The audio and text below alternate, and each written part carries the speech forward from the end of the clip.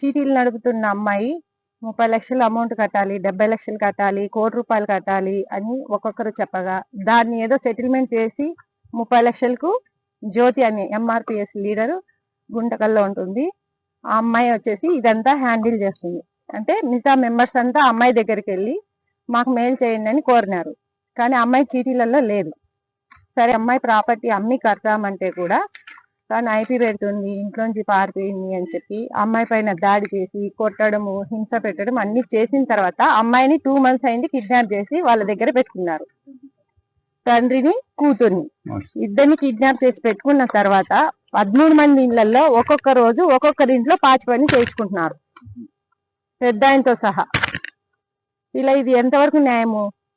ఆ అమ్మాయిని మటుకు వాళ్ళ హ్యాండ్ ఓవర్ లో పెట్టుకున్నారు, డిపార్ట్మెంట్ మటుకు ఇంట్లోనే ఉంది అని చెప్పిస్తున్నారు. మేము నిన్న వెళ్ళాము, ఈవినింగ్ అక్కడ చూసాము, ఇంటికి తాళాలు వేశారు, షాప్ కి తాళాలు వేశారు. వాళ్ళు మటుకు ఆ అమ్మాయిని వాళ్ళ హ్యాండ్ ఓవర్ లో పెట్టుకొని బెదిరించి మరి ఆ అమ్మాయిని చాలా హింసిస్తున్నారు. మాట్లాడలేదు, మాకు అమ్మాయితో మాట్లాడనీయడం లేదు.